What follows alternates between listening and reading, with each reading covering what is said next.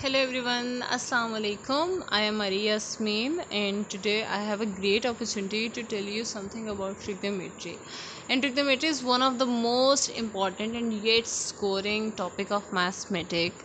And here is trigonometry and you know that trigonometry, trigono and metry. There are three words, trigono and metry. Tri means three, ठीक है। Tri का मतलब होता है three, gono mean angles and metry mean measurement. तो three angles मेयरमेंट जो है उसको हम कहते हैं कि वो होती है trigonometry. Trigonometry is drive from Greek word, ठीक है। ट्रिग्नोमेट्री बेसिकली एक ग्रीक वर्ड से निकला है। ग्रीक जो है बहुत छोटा सा मुल्क है लेकिन उन्होंने हमें बहुत बड़ा कॉन्सेप्ट दिया है। और ट्राइगोनन मतलब three angles and matron mean measurement. तो थ्री एंगल्स मेयरमेंट को हम कहते हैं कि ये क्या है, ट्रिग्नोमेट्री। और ट्रिग्नोमेट्री बेसिकली ये जो है ये 90 डिग्री एंगल्स में राइट एंगल ट्रायंगल में होती है। और इसमें हम स्फेरिकल ट्रिग्नोमेट्री के बारे में भी पढ़ेंगे, लेकिन अभी जो है वो हम लोग ट्रिग्नोमेट्री के जितने टिप्स और ट्रिक्स इम्पॉर्टेंट है उससे कहीं ज़्यादा जो है वो इसकी हिस्ट्री इम्पॉर्टेंट है। So let's first talk about history. आज अगर हम हिस्ट्री के बारे में चलें तो 2300 BC में जहाँ एक सिविलाइजेशन एग्जिस्ट करती थी जिसको बेबीलोन कहा जाता है, वहाँ से हमें ये पता चलता है कि वो ट्रिग्नोमेट्री के बारे में बहुत कुछ जानते थे। वो क्यों बहुत कुछ जानते थे? क्योंकि उनके खंडात में हमें प्लिम्पटन ट्रिपलेट्स मिले हैं। और इन ट्रिपलेट्स से ये एक ऐसी स्लेट है जिसमें आपको pythagoras right angle triangle triplets मिलेंगे, ठीक है। जिससे हमें ये पता चलता है कि वो ना सिर्फ ट्रायंगल के बारे में जानते थे बल्कि उनकी साइड की रेशियोज़ के बारे में भी बहुत ज़्यादा मालूमात रखते थे। उसके बाद अगर हम इजिप्शियंस की बात करें तो इन्होंने फर्स्ट ज्योमेट्री को इंट्रोड्यूस करवाया। और इजिप्शियंस जो है जब भी सैलाब आता था तो ये जब सैलाब इनकी ज़मीनों से होके चला जाता था तो ये उसको मेयर करने के लिए, अपनी ज़मीन को मेयर करने के लिए रोप्स का यूज़ करते थे। और ये डिफरेंट ज्योमेट्रिकल शेप्स बनाते थे सच एज स्क्वायर्स, ट्रायंगल्स, और ये उनके लिए बड़ी मुकद्दस हुआ करती थी। और उनसे ये इन्होंने ही हमें जो है वो लेंथ का यूनिट दिया विच इज़ क्यूबिड। और अगर मैं इस डिटेल में मज़ीद जाऊंगी तो आई थिंक सो कि मैं वापस नहीं निकल सकूंगी। इस वजह से हम थोड़ा सा आगे करते हैं। लेकिन आपको मैं एक बात क्लियर करती चलूँ, इस पूरी वीडियो को बहुत गौर से सुने क्योंकि इसमें कोई भी ऐसा पॉइंट नहीं है जिससे आप कुछ सीखें नहीं। तो आज हम इस वीडियो को स्टार्ट ही हम लोग कॉन्सेप्ट से कर रहे हैं, बिकॉज कॉन्सेप्ट इज़ पावर। तो आपने बहुत गौर से सुनना है।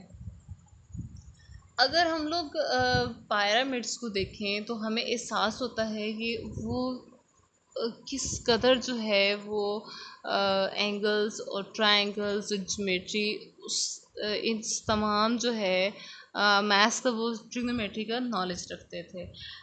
जहाँ पे इंसान ना पूरे सारी ज़िंदगी जो है वो कोशिश करता रहता है कि वो एंगल्स के बारे में जान सके। वहाँ पे पोटेलमी ने एक टेबल हमें दिया which is table of chords. तो उसने जो है वो एंगल को फाइंड करने के लिए काफ़ी कोशिश की, लेकिन फिर भी वो इस कोशिश में कामयाब ना हो सका। तो हम इंडियन की काफ़ी कंट्रीब्यूशंस हैं मैथ्स में, लाइक उन्होंने ये जो लेटर ज़ीरो है ये भी इंडिया की कंट्रीब्यूशन है। तो इंडियंस ने जो है वो हमें उसी जो जो पोटेलमी की जो थी ना कॉर्ड का, ये जो उसने डबल ट्रायंगल्स बना दी, इसी को जो है उसने डिवाइड किया और वहाँ से उसने एंगल को फाइंड कर दिया। अब एंगल में अगर हम बात करें तो एंगल जो है इसमें एक राइट एंगल ट्रायंगल जो है वो इंडियंस की कंट्रीब्यूशंस में राइट एंगल ट्रायंगल आती है। तो राइट एंगल ट्रायंगल वो एंगल होती है जिसमें एक एंगल जो है वो किसके इक्वल होता है, ऑफ 90 डिग्री की। And the side opposite to the right angle triangle is known as hypotenuse. आपको पता है, इसके बारे में मैं आपको मज़ीद जो है वो बताती चलूँगी। लेकिन उससे पहले मैं आपको बताती चलूँ थोड़ा ट्रिग्नोमेट्री के बारे में कि trigonometry it is the study of relationship of mathematic involving Heights, distance in angles. अगर हम हाइट, डिस्टेंस और एंगल्स की बात करें तो हियर इज़ हाइट। इसको सपोज कर लें ये हाइट है और ये सपोज कर लें डिस्टेंस है, और हाइट और डिस्टेंस के साथ ये जो एंगल बन रहा है, इस एंगल को हम नेम दे देते हैं थीटा का। थीटा दे दें, अल्फ़ा दे दें, बीटा दे लें, व्हाटएवर, ये तमाम एंगल्स को हम नेम दे सकते हैं। As you know that longer जो ये लेंथ होती है, it is longer, as we know it, longest side in right angle triangle is defined as hypotenuse, and the rest two sides are called opposite side and adjacent side, and it is called hypotenuse.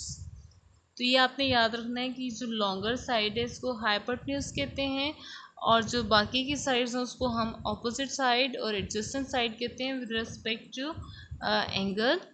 The ratio sides of triangle are called trigonometric ratios. तो ये जो इसकी ये जो sides हैं इनकी जो ratios बनेंगी इसको हम कहेंगे कि ये क्या हैं, ट्रिग्नोमेट्रिक रेशियोज। अच्छा, एक और बात आपको मैं बताती चलूँ कि बहुत सारे लोगों से मैंने ना ट्रिग्नोमेट्री के बारे में सुना है, trigonometry trigonometry trigonometry, like trigonometry ना होगी कोई बला होगी। But believe me, it is very easy topic to understand concept. ठीक है, don't just muck up. In this session we are going to revise various formulas of it which are very helpful for solving questions of trigonometry. We will also learn few tips and tricks. ठीक है, तो सबसे पहले हम लोग next जो है वो हम ट्रिक की तरफ चलते हैं। Here is next trick, और इसमें हम ट्रिग्नोमेट्रिक रेशियोज को फाइंड करेंगे, और ट्रिग्नोमेट्रिक रेशियोज के लिए हमने ये ले लिया SOHCAHTO। ठीक है, SOHCAHTO।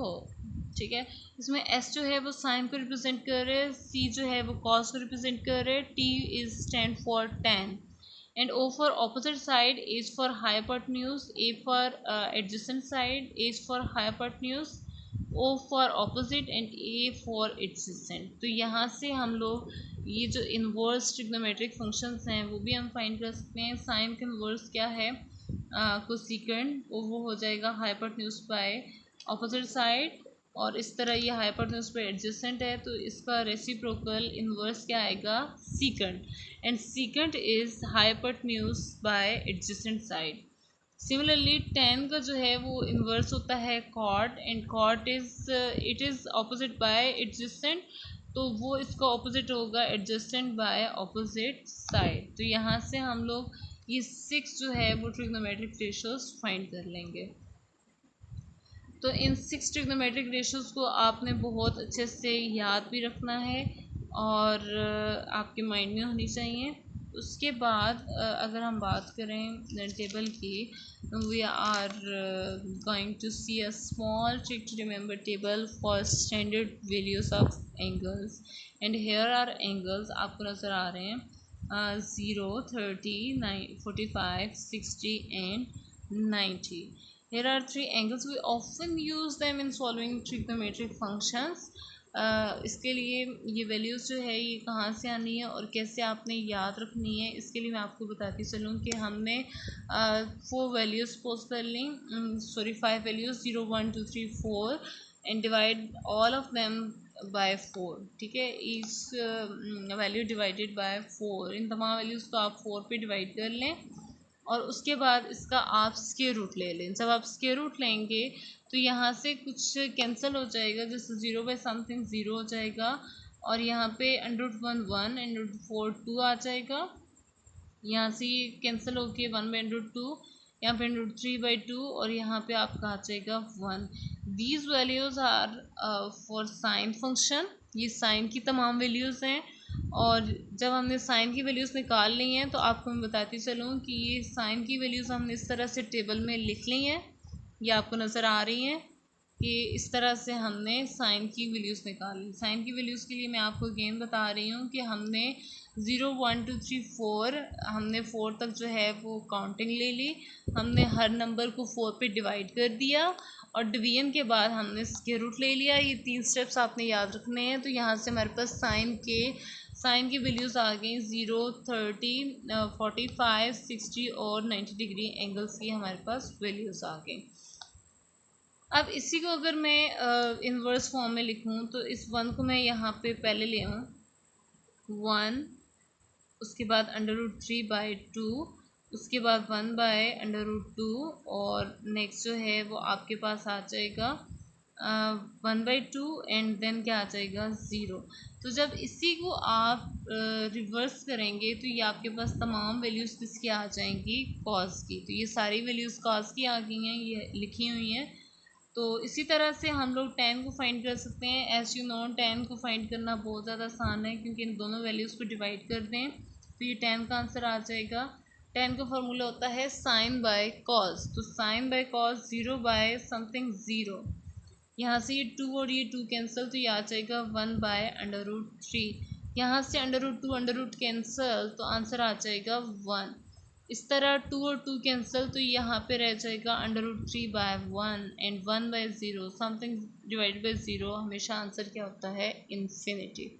एंड होप सो यहाँ तक आपको बहुत अच्छे से क्लियर हो गया होगा। अगर फिर भी नहीं क्लियर हुआ आप मेरे से पूछ सकते हैं। देन हम एंगल्स की बात करें। हेयर आर एंगल्स, और एंगल्स में आपको अगर मैं थोड़ी सी फिगर्स से अगर मैं आपको समझा दूँ, होप सो आपको ज़्यादा अच्छे से क्लियर हो जाएगा। तो इसमें मैं आपको सपोज हेयर इज़ कोई भी इंसान अपने आप को सपोज कर ले कि मैं खड़ा हूँ यहाँ पे, ठीक है। थोड़ी फिगर अच्छी नहीं बनी, लेकिन यहाँ पे एक पोल है, ठीक है। एक पोल सपोज कर लें। व्हेन वी लुक स्ट्रेट और parallel to the ground it is called horizontal line, ठीक है। स्ट्रेटली आप देखें या पैरेलल देखें तो उसको हम कहेंगे कि ये क्या है, हॉरिजॉन्टल लाइन। और या हम इसको कह सकते हैं the line from our eyes to the object we are viewing, और line from observer to distinct point is called line of sight, ठीक है। उसको हम लाइन ऑफ साइट कहते हैं। और लाइन ऑफ साइट की बात करें, इसमें अगर आपको मैं एंगल ऑफ एलिवेशन की बात करूं, the angle through which our eyes move upward, जहाँ जब हमारी आंखें ऊपर की तरफ देखती हैं तो एक एंगल बनता है। जिस एंगल को, ये जो एंगल बनता है when we look up, the angle is formed by the line of sight with horizontal line. ये जो लाइन ऑफ साइट और हॉरिजॉन्टल लाइन के दरमियान एंगल बनता है इसको हम कहते हैं एंगल ऑफ एलिवेशन। एंड इसी के रेसिप्रोकल पे चलें या रिवर्स चलें तो angle of depression, the angle through which our eyes move downward. जब हमारी आँख नीचे की तरफ देखेगी तो यहाँ पे मैं एक आई भी बना देती हूँ, आपको पता चल जाए कि यहाँ पे अगर हम इसकी बात करें तो आपकी जब नज़र जो है वो ऊपर की तरफ जाएगी तो उसको हम कहेंगे कि एंगल ऑफ एलिवेशन। वो एंगल क्या बन रहा है, एलिवेशन का। और जब आपकी आई नीचे की तरफ देखेगी तो उसको हम कहेंगे कि वो एंगल क्या बन रहा है, डिप्रेशन। तो ये बहुत ही आसान अल्फाज मैंने आपको बता दिया है। सो फ्रेंड, होप सो कि आपको ये जो बेसिक नॉलेज है, this basic knowledge help us allot या हेल्प यू अलॉट, ठीक है। और उसके बाद एप्लीकेशंस की बात करें तो एप्लीकेशंस में मैं आपको बताती चलूँ कि approximately it has many applications in the modern world. Without it, many modern industries and sciences would simply not exist, ठीक है। It is also used to finding heights of towers and other objects like Qutub Minar. आप घूमने जा रहे हैं तो उसकी आपने लेंथ फाइंड करनी है तो आप कैसे फाइंड करेंगे, आपने किसी टावर की लेंथ फाइंड करनी है तो आप कैसे फाइंड करेंगे। तो ये सारी जो चीज़ें हैं वो आप ट्रिग्नोमेट्री से ही कर सकते हैं। And there are different application like land surveying और different like mechanical engineering, civil engineering, chemistry, number of theories, और सब में जो है ये यूज़ होता है। तो इसको मैंने कंक्लूजन को भी आपको बता दें कि ट्रिग्नोमेट्री एक ऐसी मैथमेटिक्स की ब्रांच है जिसमें बहुत सारी एप्लीकेशंस हैं। And hence it takes more and more researchers with travel theories published year after year. And also आपको इस and this basic knowledge help you a lot. अपना बहुत ज़्यादा ख्याल रखिएगा। अल्लाह हाफ़िज़।